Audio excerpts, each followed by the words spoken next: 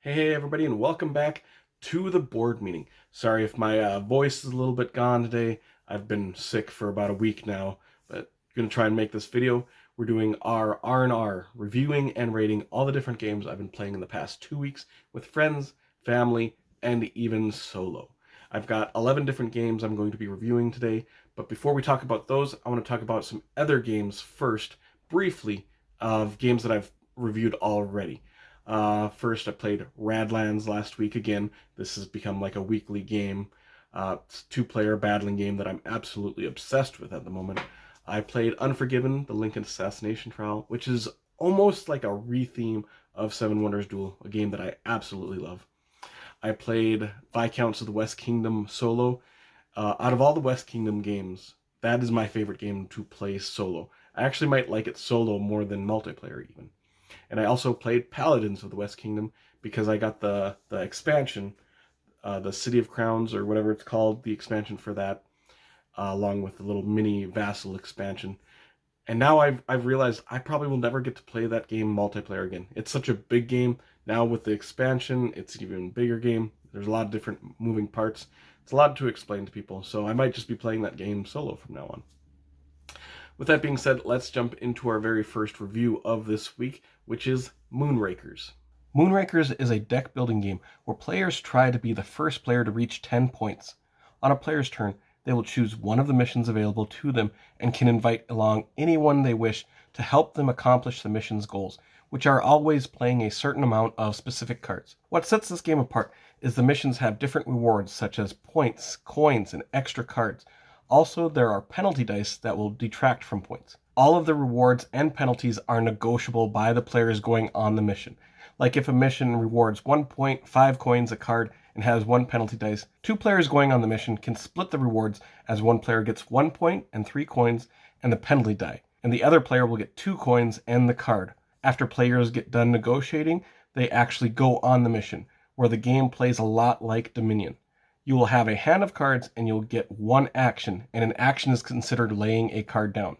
The different cards have effects like giving you +2 actions, drawing cards, blocking a hit, an attack card, or even a miss. If players lay down all the types of cards needed to complete a mission, they take their rewards. After, the player can buy new powerful cards to add to their deck, or buy ship parts, which will give you permanent boons to that player. Players will also have different objective cards, which once completed will give them 1 point. First player to 10 points wins. This is quite a game. I gave this an 8 rating, and it's like a combination of how Dominion plays cards and the negotiation of Catan. This is a game that I'm going to happily keep in my collection for a long time. Moving on to our second game, Stone Age. Stone Age is by some considered a classic of modern board gaming. This is a worker placement game about gathering resources in order to buy tiles and cards that will be worth points at game's end. You will also need to feed all of your people at the end of each round or face losing a substantial amount of points. This is a very straightforward, simple worker placement game with one twist. All the resource spots that you send your workers out to, you will need to roll dice, and depending on your rolls will determine the amount of those resources you will get. I am giving this game a 5.5 rating, which I'm sure I will get some hate on, but I was just not a fan of rolling dice for resources, especially for your food that you need to feed your people with.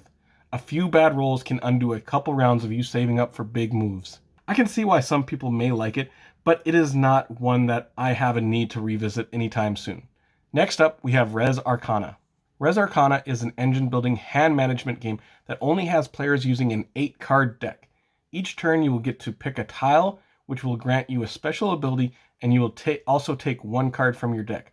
Players take turns going around the table doing 1 action, which can be paying for a card which is in your hand, buying a monument or place of power which is open to all players, discarding a card for gold, activating one of their cards by tilting them and using the power, or passing for the round, which will have you exchange your special tile and draw 1 more card.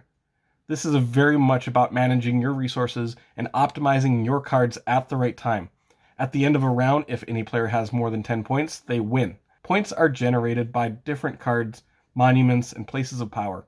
I'm giving Res Arcana a 7.5 rating, and is a game I have been conflicted about for a long time. I have games where I would rate this game a 9, and other times I would rate this game a 6, just because if the cards you get just don't gel well together, The engine building isn't going to go very smoothly, but it is such a fast game, I don't think it matters too much, and is one I would suggest for most people to at least try. Moving on to our next game, Inish. I played Inish for the first time the other week at 5 players, so this is just a first impression. Inish is an area majority hand management game that will have players vying for control of an ever-growing map.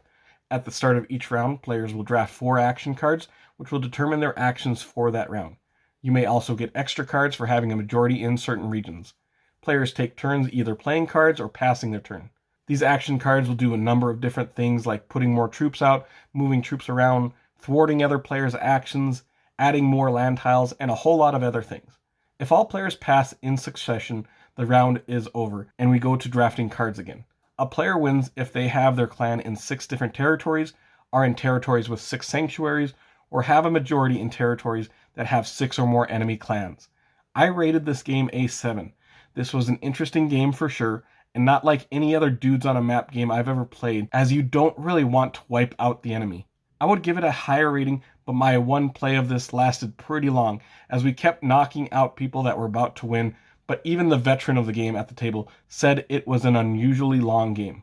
I would definitely want to try this one again, though. Let's check out a much smaller game in Lawyer Up. Lawyer Up is a small 2-player card game where players will play out different courtroom scenarios and play as either the prosecution or the defense. Players start the game by doing a bit of a draft of cards that they will add to their own personal deck, send to an opponent's deck, or bury that particular card. Now, one player will call a witness to the stand, and each player will start chaining arguments and evidence cards together, matching the symbols of previously placed cards. You will get points for some cards which will go towards your influence.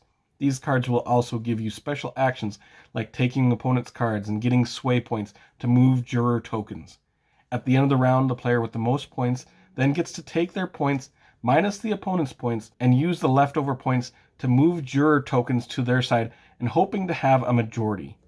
After all witnesses have been called, the player with the most jurors on their sides wins. I'm rating this a 6.5. I really like the theme of this, especially since one of the main people I play with is a lawyer.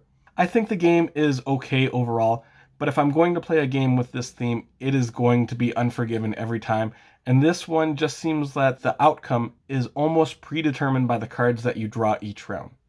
Let's go to an even smaller game now with Bloom. Bloom is a roll and write game where players will take turns drafting dice. What you need to be concerned about when drafting the dice is the color and the number of the dice. The number will let you circle that many of the flowers on your personal sheet, but it has to be of that color. You will score points for marking off all of a color for the completed full flower bed sections. I'm giving this game a 5 rating. I don't think it's a bad design, but I feel like I've played this game before in a dozen different other similar roll and write games, and this one doesn't do anything to distinguish itself from other games in a very crowded market. This is going in the cull pile almost immediately after only a few plays. Going to a game now that I was very excited to try out in Gorinto. Gorinto is an abstract tile collecting game. There is a grid of different colored tiles stacked on top of each other. On your turn, you take one of the 10 tiles on the outside of the board and place it on top of a tile of that particular row or column. You then collect tiles in a certain way depending on the tile that you placed, such as the teal tile collects tiles in that row, or the purple tile lets you collect tiles diagonal from where it is placed. The number of tiles you can take is determined by how many tiles of that color you have taken before. So say if you lay a brown tile and you have 2 brown tiles in your collection already, you can now take 3 tiles because you automatically can take 1. You will play 4 rounds of this, and each round you will score gold cards. After the 4th round, you score gold cards again, but you will also score points for certain colors of tiles in your collection. I'm giving this game a 5.5 sadly. I think it looks really good, and I was looking forward to trying this out as I am a very big fan of abstract games. But I found the game to be uninteresting, and the longer the game goes on and you can gather more tiles, you actually can do less because there aren't enough tiles left on the board. So it is a game I was pretty disappointed in for how excited I was to try it. Next up, we have Scarabya. Scarabya is an extremely simple polyomino tile placing game. Every player gets their own player board and 12 different shaped tiles. There is a stack of 12 cards, each showing a different one of your tiles. Each turn, flip over one of those cards and each player places that specific tile onto their board. The goal is to surround these scarabs. If you enclose a scarab, that scarab is worth however much that open space is, up to 4 points. So if you surround a scarab and has 3 spaces in that area, that scarab is worth 3 points. You go through all 12 cards, and the player with the most points wins. I'm giving this game a 6.5 rating, and I'd like to thank one of my subscribers for recommending it to me. It only got a 6.5 rating from me, but that's only because there are a few games similar to it that I enjoy more, like Baron Park. But this is a much simpler game that I think will hit the table more often, especially since it takes only about a minute to explain the game. Let's keep it going now, moving on to Blue Moon City. Blue Moon City is a hand management game where players will be moving around their pieces across a board and spending cards to build tiles with the ultimate goal of spending crystals as offerings to the obelisk. On a player's turn, they can move their piece up to 2 spaces orthogonally and then contribute cards from their hand to build part of the tile they are on. The tiles have different colored numbers on them, which represents how much of those cards you have to contribute to place a disc on them. Like a red 5, you could discard a red 3 and 2 to make the 5 and place one of your discs on that 5, representing that you have contributed to that tile. Whenever a tile has been completed, you flip that tile over and everyone who contributed gets a reward, and the player who contributed the most gets another bonus reward. Also, any tiles that have been completed that are adjacent to that tile that was just completed will also give you a reward. The ultimate goal is to gain a bunch of crystals from different rewards in order to make it back to the centerpiece and give those crystals as an offering to the obelisk. The player that gives the obelisk 5 offerings first wins the game. Going to an older popular game now with Suburbia. Suburbia has become probably the most well-known city building game out there. In Suburbia, players will be buying tiles to place and build up their own boroughs. On a player's turn, they either buy a tile from the marketplace, place a lake which will give you money, buy a standard tile, or make one of your previous tiles a 2 times bonus.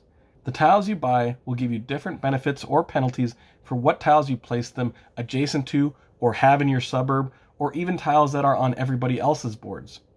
It is a balancing act of trying to stay on the positive of both the income and reputation track.